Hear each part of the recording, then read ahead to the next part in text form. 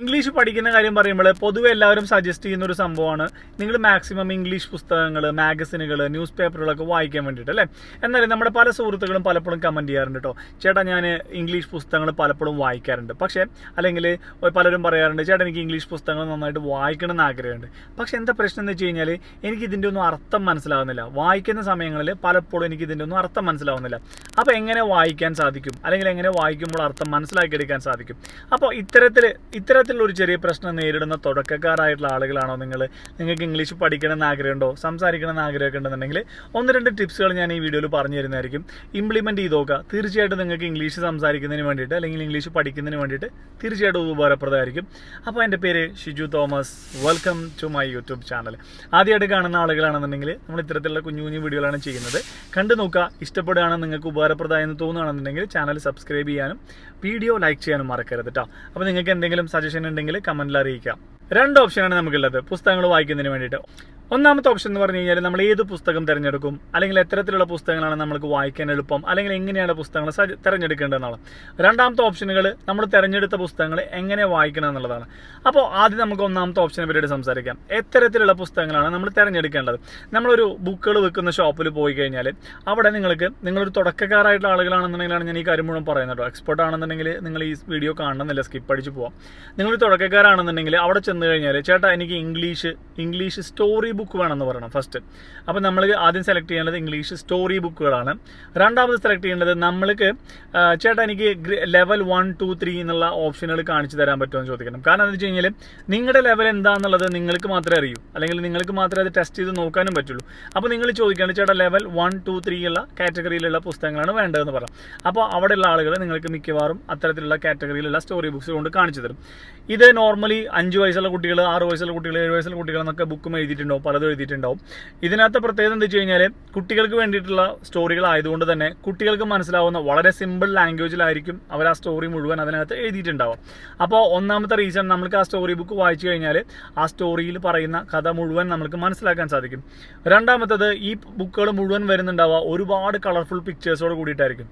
നമ്മൾ പല ഇംഗ്ലീഷ് സിനിമകളും നമ്മൾക്ക് കേട്ടാൽ ഒന്നും മനസ്സിലാവില്ലെങ്കിലും നമ്മൾ അതിനകത്തുള്ള ആക്ഷൻ രംഗങ്ങൾ, അതിനകത്തുള്ള സീനുകൾ മുഴുവൻ കണ്ടു കഴിഞ്ഞാൽ നമുക്ക് ആ സിനിമയുടെ മൊത്തം കഥ നമുക്ക് മനസ്സിലാവുന്നത് പോലെ തന്നെ നമ്മൾ കളർഫുൾ ആയിട്ടുള്ള ഒരു സ്റ്റോറി ബുക്ക് വായിക്കുകയാണെന്നുണ്ടെങ്കിൽ അത് നോക്കി നമ്മൾ ആ കഥ വായിച്ചെടുക്കുകയാണെന്നുണ്ടെങ്കിൽ നമുക്ക് കാര്യങ്ങൾ പെട്ടെന്ന് മനസ്സിലാക്കാനായിട്ട് സാധിക്കും. അപ്പോൾ ഇത് നമുക്ക് ഒരു ഇൻഫർമേഷൻ നമ്മുടെ ബ്രെയിനിലേക്ക് പാസ് ചെയ്യുന്നത് വെച്ച് കഴിഞ്ഞാൽ യെസ് ഇംഗ്ലീഷ് സ്റ്റോറികൾ വായിച്ചു കഴിഞ്ഞാൽ എനിക്ക് മനസ്സിലാകും എന്നുള്ള ഒരു ഇൻഫർമേഷൻ നമ്മുടെ ബ്രെയിനിൽ പ്രോസസ്സ് ആവുന്നതുകൊണ്ട് നമുക്ക് നാളെ ഒരു ഇംഗ്ലീഷ് സ്റ്റോറി ബുക്ക് കിട്ടിക്കഴിഞ്ഞാൽ, അല്ലെങ്കിൽ ഇംഗ്ലീഷ് എന്തെങ്കിലും വായിക്കാൻ കിട്ടിക്കഴിഞ്ഞാൽ നമുക്കത് വായിച്ച് മനസ്സിലാക്കാൻ പറ്റും, അല്ലെങ്കിൽ പറ്റില്ല എന്നുള്ളൊരു തോന്നൽ ഒരിക്കലും വരില്ല.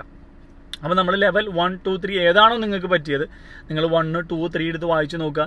നിങ്ങൾക്ക് ഏറ്റവും കംഫർട്ടബിൾ ആയിട്ട് ഏത് ലെവലാണോ വായിക്കാൻ പറ്റുന്നത് അത്തരക്കാർ വായിച്ചു തുടങ്ങുക. ഇനി ഭയങ്കര സംശയമുള്ള ആളുകളാണെന്നുണ്ടെങ്കിൽ ലെവൽ 1 പുസ്തകങ്ങൾ തന്നെ വായിച്ചു തുടങ്ങാം. ഇനി ഇത് ഒന്നാമത്തെ ഓപ്ഷൻ കഴിഞ്ഞു, നമ്മൾ ഏത് തരം പുസ്തകങ്ങൾ സെലക്ട് ചെയ്യണം എന്നുള്ളത് തെരഞ്ഞു. ഇതുകൊണ്ടാണ് സ്റ്റോറി ബുക്കുകൾ തിരഞ്ഞെടുക്കണം എന്ന് പറയാൻ കാരണം. ചേട്ടാ എനിക്കൊരു മാഗസിനോ അല്ലെങ്കിൽ ന്യൂസ് പേപ്പറോ അല്ലെങ്കിൽ വേറെ എന്തെങ്കിലും തിരഞ്ഞെടുത്തുകൂടെ എന്ന് ചോദിക്കുന്ന ആളുകളോട് എന്തുകൊണ്ട് സ്റ്റോറി എന്ന് ചോദിച്ചു കഴിഞ്ഞാൽ, സ്റ്റോറി എന്ന് പറഞ്ഞു കഴിഞ്ഞാൽ നമ്മളൊരു ഇമാജിനറി സ്റ്റോറികളാണ് അല്ലേ, ഒന്നും യഥാർത്ഥത്തിൽ നടന്ന സംഭവങ്ങളല്ല, ഒരു ഇമാജിനറി കഥയാണ് അതിനകത്ത് പറയുന്നത്. ഈ ഇമാജിനറി കഥകൾ പറയുമ്പോൾ നമ്മൾ ആ സ്റ്റോറി അതേ കഥ നമ്മുടെ മൈൻഡിൽ ഇമാജിൻ ചെയ്യുകയും നമ്മുടെ എന്താ പറയുക ഒരു എംപത്തി ലെവൽ കൂടുകയും ചെയ്യും. നമ്മൾ ഈ കഥകൾ വായിക്കുന്നതോട് കൂടെ തന്നെ കുട്ടികളെ നിങ്ങൾ നോക്കിയാൽ മനസ്സിലാവും, കുട്ടികൾ സ്റ്റോറി വായിക്കുന്നതോട് കൂടെ തന്നെ അവർ ആ കഥ മുഴുവൻ അവരുടെ മനസ്സിൽ ഇമാജിൻ ചെയ്യാണ്. അങ്ങനെ തന്നെയാണ് നമ്മൾ വലിയ ആളുകളും ചെയ്യുന്നത്. അപ്പം നമ്മൾ ആ കഥ മുഴുവൻ നമ്മൾ ഇമാജിൻ ചെയ്യുന്നത് കൊണ്ട് നമ്മുടെ മനസ്സിൽ അതിൻ്റെ ഒരു വിഷ്വലൈസേഷൻ ഇങ്ങനെ കടന്നു പോകുന്നുണ്ടാവും. അപ്പോൾ ഈ ഇമാജിനേഷൻ കൂടുന്തോറും നമ്മുടെ എംപത്തി ലെവൽ കൂടും. എംപത്തി ലെവൽ കൂടിക്കഴിഞ്ഞാൽ നമുക്കൊരു അഡ്വാൻറ്റേജ് ഉള്ളതെന്ന് വെച്ച് കഴിഞ്ഞാൽ നമുക്ക് മറ്റുള്ള ആളുകളായിട്ടുള്ള കമ്മ്യൂണിക്കേഷൻ കുറച്ചുകൂടി എളുപ്പമാണ്. ഇത് കുറച്ച് സയൻറ്റിഫിക്കലി ഒക്കെ കുറേ സ്റ്റഡീസൊക്കെ നടത്തിയിട്ടുള്ള കേസാട്ടോ. നമ്മൾ വളരെ സിമ്പിളായിട്ട് പറയുന്നത് മാത്രമേ നമ്മുടെ എംപത്തി ലെവൽ കൂടിക്കഴിഞ്ഞാൽ നമുക്ക് മറ്റുള്ള ആളുകളെ മനസ്സിലാക്കാനും മറ്റുള്ള ആളുകൾ നമ്മളോട് പറയുന്നത് നമുക്ക് എളുപ്പത്തിൽ മനസ്സിലാക്കാനും നമ്മൾ അവരോട് പറയുന്നത് അവർക്ക് എളുപ്പത്തിൽ മനസ്സിലാക്കാനും സാധിച്ചു കഴിഞ്ഞാൽ നമ്മുടെ കയ്യിലുള്ളത് കുഞ്ഞ് ഇംഗ്ലീഷ് ആണെങ്കിൽ പോലും, മുറി ഇംഗ്ലീഷ് ആണെങ്കിൽ പോലും, തെറ്റായ ഇംഗ്ലീഷ് ആണെങ്കിൽ പോലും നമ്മൾ ഇംഗ്ലീഷിൽ ഒരു കാര്യം മറ്റൊരാളോട് അവതരിപ്പിക്കുന്ന സമയത്ത് ആ വ്യക്തിക്ക് അത് കേട്ട് കഴിഞ്ഞാൽ വളരെ എളുപ്പത്തിൽ മനസ്സിലാക്കാനായിട്ട് സാധിക്കും. അപ്പോൾ അതുകൊണ്ടാണ് നമ്മൾ സ്റ്റോറി ബുക്ക് സജസ്റ്റ് ചെയ്തത്. ക്ലിയർ ആയല്ലോ? ലെവൽ 1, 2, 3 ലെവലിൽ ഏത് പുസ്തകം വേണമെങ്കിലും തിരഞ്ഞെടുക്കാമെന്നുള്ളത് ഞാൻ പറഞ്ഞു.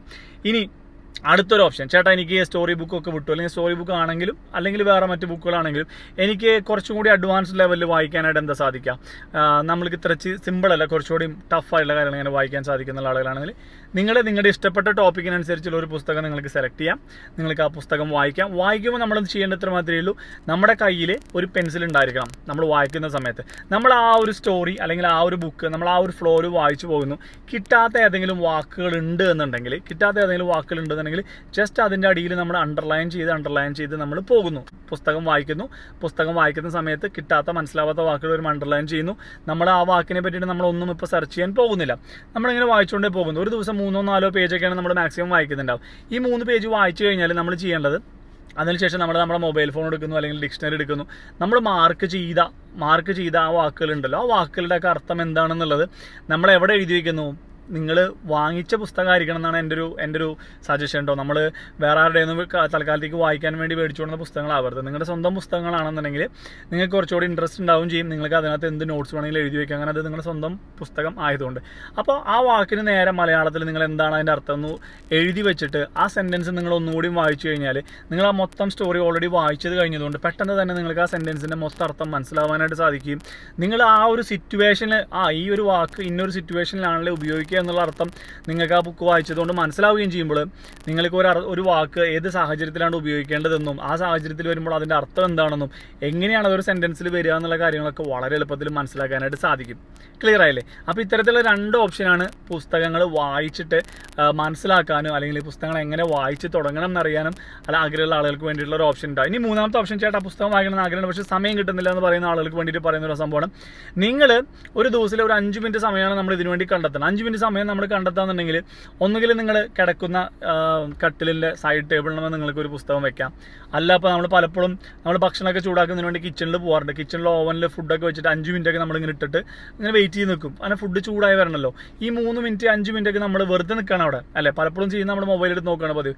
അപ്പോൾ അതിന് പകരം നിങ്ങൾക്ക് ആ ഓവൻ്റെ മുകളിൽ ഒരു പുസ്തകം സേഫായിട്ട് വെക്കാൻ പറ്റുമെന്നുണ്ടെങ്കിൽ അവിടെ ഒരു പുസ്തകം വെക്കുക, കട്ടിലിൻ്റെ ടേബിളിൻ്റെ സൈഡിൽ ഒരു പുസ്തകം വെക്കുക. അപ്പോൾ നിങ്ങൾ എവിടെയാണോ ഒരു 3 മിനിറ്റ് 5 മിനിറ്റ് നിങ്ങൾ അധികം ആക്ടിവിറ്റി ഒന്നും ഇല്ലാതെ സ്പെൻഡ് ചെയ്യാൻ പോകുന്ന സ്ഥലങ്ങളിൽ നിങ്ങൾക്കൊരു ഐഡിയ കിട്ടും. ആ സ്ഥലങ്ങളിൽ നിങ്ങളൊരു പുസ്തകം വെച്ച് കഴിഞ്ഞാൽ ഇവിടെ ഒരു പുസ്തകം ഇരിക്കണല്ലോ, അത് ഞാൻ വായിക്കാൻ വേണ്ടി വെച്ചിട്ടുള്ളതാണെന്ന് തിരിച്ചറിഞ്ഞിട്ട് നിങ്ങൾ വായിക്കാൻ തുടങ്ങിയും നിങ്ങൾ ജസ്റ്റ് ആ ഒരു ഫ്ലോയിലേക്ക് വന്നു കഴിഞ്ഞാൽ പിന്നെ നിങ്ങൾ ഓട്ടോമാറ്റിക്കലി സമയം കണ്ടെത്തിയിട്ട് വായിക്കാനുള്ള ശ്രമങ്ങളൊക്കെ നടത്തുന്നതായിരിക്കും. അപ്പോൾ ഈ വീഡിയോ ഒന്ന് നിങ്ങൾക്ക് എന്തെങ്കിലും വാല്യൂബിൾ ആയിട്ട് കിട്ടിയെന്ന് തോന്നുകയാണെന്നുണ്ടെങ്കിൽ നിങ്ങളുടെ അഭിപ്രായങ്ങൾ അറിയിക്കണം. നിങ്ങൾക്ക് വീഡിയോ ഇഷ്ടപ്പെട്ട വീഡിയോ ലൈക്ക് ചെയ്യണം. കൂടാതെ പറയുന്നത് പോലെ തന്നെ നമ്മുടെ ഒരു വ്ളോഗിങ് ചാനൽ തുടങ്ങിയിട്ടുണ്ട്, SR വ്ളോഗ്സ് ദുബായ് എന്നാണ് പേര് കൊടുത്തിട്ടുള്ളത്. അപ്പോൾ ആ വ്ളോഗിങ് ചാനൽ നമ്മുടെ വ്ളോഗും കാര്യങ്ങളൊക്കെ കാണാൻ ആഗ്രഹമുള്ളവരാണെന്നുണ്ടെങ്കിൽ ആ ചാനൽ സബ്സ്ക്രൈബ് ചെയ്യുക, സപ്പോർട്ട് ചെയ്യുക. അപ്പോൾ അടുത്ത ഏതെങ്കിലും വീഡിയോ ആയിട്ട് കാണുന്നവരിക്കും Shiju Thomas signing off. Take care. Bye by.